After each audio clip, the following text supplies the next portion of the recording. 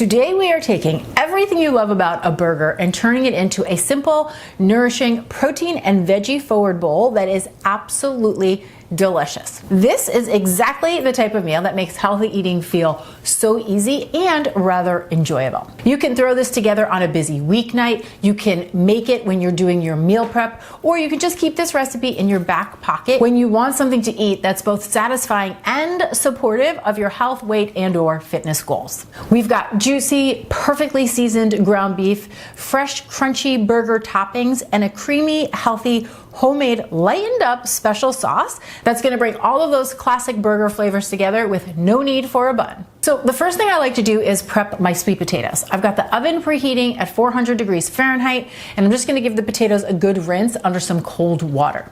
And then we're gonna just cut them into 1-inch-ish cubes. And the way I like to do this is I just trim each side of the potato, then I cut the potato in half straight down the middle, then I lay it flat side down, cut it into boards, lay it flat again, cut it into strips, rotate, and then you've got your 1-inch cubes. And you're just gonna repeat that until you've worked through all of your potatoes. You don't have to be super precise here, you just wanna make sure they're all about the same size. Now you're gonna notice that I don't peel the potatoes, and that is because the skin has a lot of nutrients and a ton of fiber, so I really like to leave that on. Plus, I personally like the taste. From here, I'm gonna get them onto a rimmed baking sheet, which by the way is an absolute kitchen essential. If you don't have one, get one. I use them for just about everything. And then I'm gonna give it a light spray of cooking spray. I like to do that just to really ensure that our potatoes don't stick. Then I get the potatoes onto the baking sheet, and I'm gonna take a half a tablespoon, just a half a tablespoon, you don't need a ton, of avocado or olive oil, and just drizzle this over the top.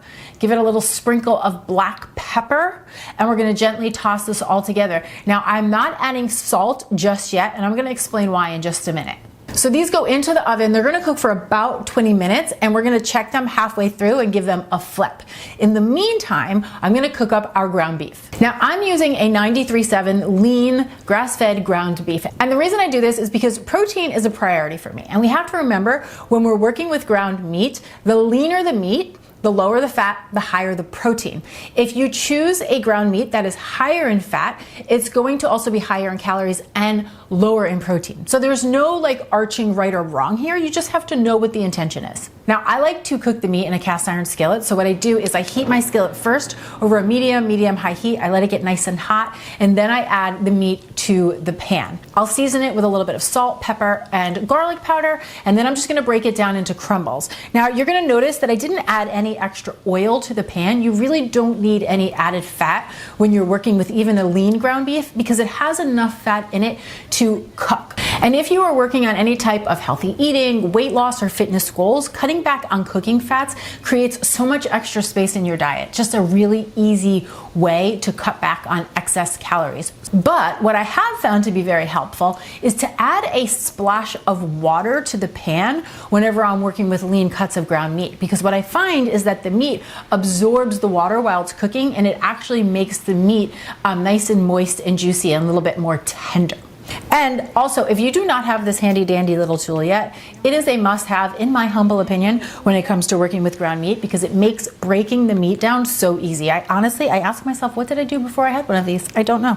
Okay, once the meat is all broken down and well seasoned and cooked through, I'm just gonna shut that off, and then we're gonna check on our potatoes. Now, you're gonna know that the potatoes are ready to go because they're gonna be fork tender and golden brown on the outside like mine are here.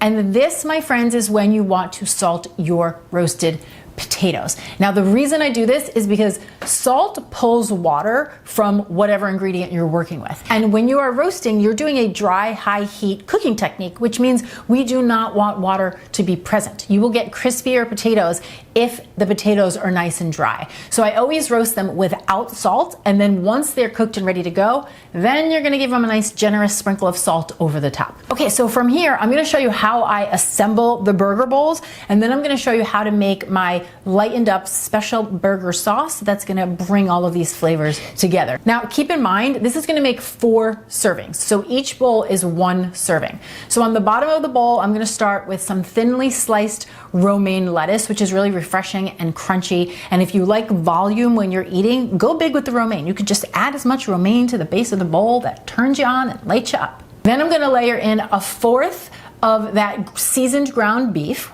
And then I have a fourth of those roasted sweet potatoes, which is about half of a sweet potato. And then from here, you're gonna add your favorite burger toppings. For me, that is some juicy tomatoes that I've chopped up, and we'll just stick these right here. And then of course, we've gotta put some fresh, crunchy pickles. So whatever your favorite pickle is, I just like to cut them into little quarters, and then I pile those in the bowl as well, okay? Then I've got some thinly sliced red onion. I just love red onion on a burger. There's no such thing as a burger without raw red onion, in my humble opinion. Pickled red onion also would be a fantastic option. Okay, so this is the base of the bowl, and now I'm going to show you how I make my special lightened up burger sauce. So I start with a half a cup of plain Greek yogurt in a small bowl like I have here. And then to that, I'm going to add in 2 tablespoons of ketchup, 1 or 2 tablespoons of pickle juice. Just trust me with this one. Then I have a half a teaspoon each of smoked paprika, garlic powder, and onion powder, and then of course a nice hearty pinch of salt. And then I'm just gonna whisk this all together. And then I like to serve this right alongside my burger bowl. So I just stick it right here, and then it just depends how you like to eat. Are you somebody who likes to drizzle, or are you somebody who likes to dip? I tend to be a girl who likes to dip. I just love this meal. It has all the delicious flavors of a burger, but just a little bit lighter and fresher. So the next time you want a burger and fries for dinner, but you also want to stay aligned with your health, weight, and or fitness goals, you definitely want to give this ground beef and sweet potato burger bowl a try. I promise you, you are going to love it. And if you enjoy easy, healthy, protein-forward recipes just like this, make sure to check this video out next. Cheers!